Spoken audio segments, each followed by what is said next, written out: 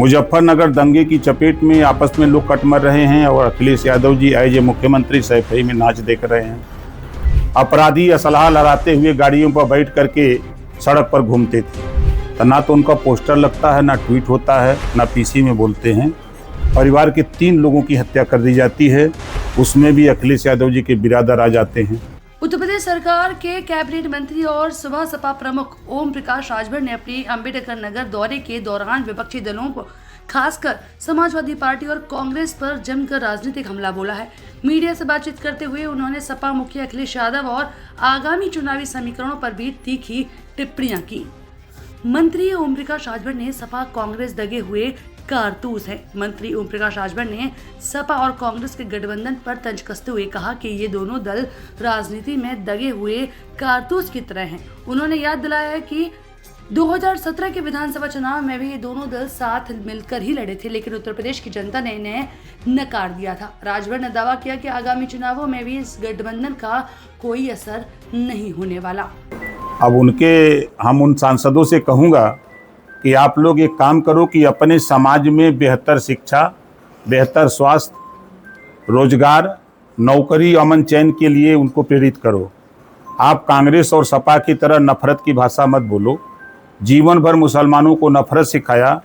आज देखो एनडीए की सरकार है, 53 मुस्लिम बच्चे आईएएस पास किए हैं, चाहे योगी जी के भय से, चाहे मोदी जी के डर से। पिछली बार 51 बच्चे यूपीएससी पास किए थे। आप उनके लिए प्रेरित करो। आप बिना वजह का बयानबाजी करके आप सोच रहे हो कि हम वोट हासिल कर लेंगे, तो अब वो दिवा स्वप्न भूल जाओ। दोनों दगे हुए कारतूस समाजवादी पार्टी और कांग्रेस के नेता 2017 में लड़के 47 सीट जीते थे, और वही दगे हुए कारतूस मिलके लड़ने आ रहे हैं, तो 27 में 27 को जीत जाए। कानून व्यवस्था और अखिलेश यादव पर निशाना साधते हुए अखिलेश यादव द्वारा उठाए जा रहे मुद्दों पर पलटवार करते हुए राजभर ने कहा कि सपा सरकार के 5 साल के कार्यकाल में प्रदेश में कानून व्यवस्था की स्थिति बेहद खराब थी। अखिलेश यादव के कार्यकाल में उत्तर प्रदेश में 1000 से अधिक दंगे हुए थे।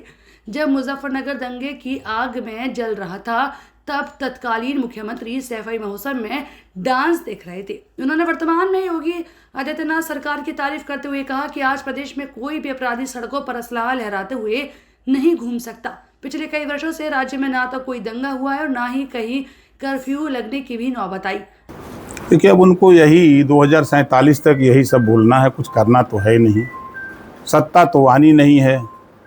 इस नाते कि जो वो करके गए हैं प्रदेश की जनता भूल नहीं पा रही है।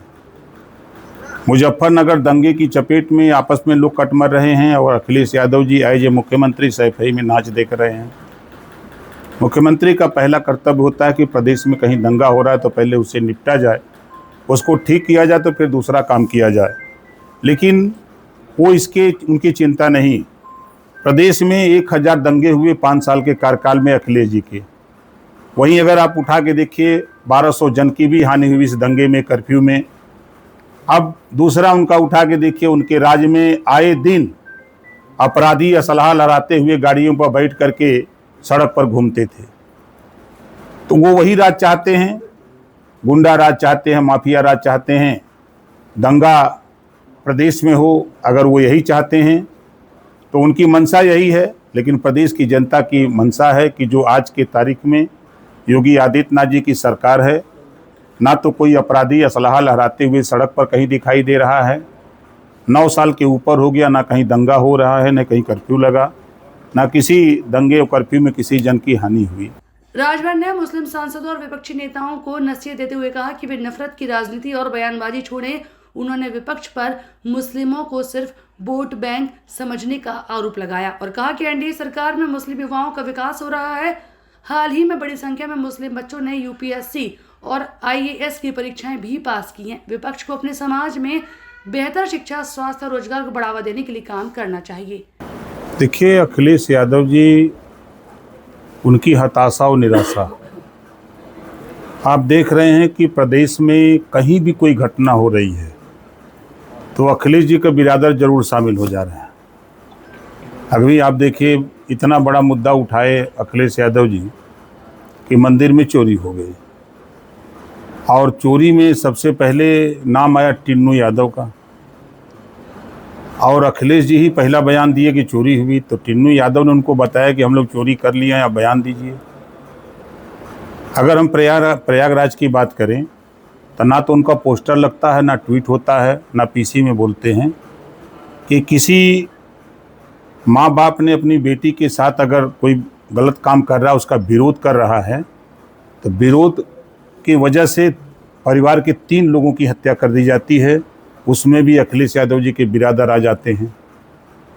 अगर हम कौशाम्बी की बात करें, पाल की बेटी के साथ समाजवादी पार्टी के अखिलेश जी के बिरादर 4 लोग रेप करते हैं, उसकी हत्या कर देते हैं, उस पर ना उनका ट्वीट आता है, ना पोस्टर लगता है। अगर हम मऊ आपकी बात करें, अगर अभी आजमगढ़ की बात करें, तो अखिलेश जी के बिरादर ने एक बेटी की अपहरण करते हैं, उसकी हत्या कर देते हैं और लाश गाड़ देते हैं। 1 महीने के बाद 4 दिन पहले उसकी लाश बरामद हुई है, खोद करके कंकाल निकला है। उस पर वो ट्वीट नहीं करते हैं कि हमारे लोग इस तरह का अपराध कर रहे हैं, इस पे उनका बयान नहीं आता है। बहुत अच्छा कदम बढ़ाया है कांग्रेस ने, 403 सीट लड़ना चाहिए कांग्रेस को अकेले दम पर। भाई ताकत है, 60 साल शासन रहा है देश और प्रदेश में। अब वो पार्टी गिड़गिड़ा रही है समाजवादी पार्टी के सामने कि हमको कुछ सीट दे दो, कुछ सीट दे दो। क्यों मांग रहे हो? 403 पर लड़ो, लोकतंत्र है। बिहार में जो इनकाउंटर हुआ उसको कुछ कहना? देखिए, बिहार की सरकार जो काम कर रही है, बिहार का सवाल है। अब वो जांच का विषय है, जांच हो रही है, उसमें जांच बैठा दी गई, डीजीपी ने जांच बैठा दी है। जो दोषी पाया जाएगा उसके खिलाफ कार्रवाई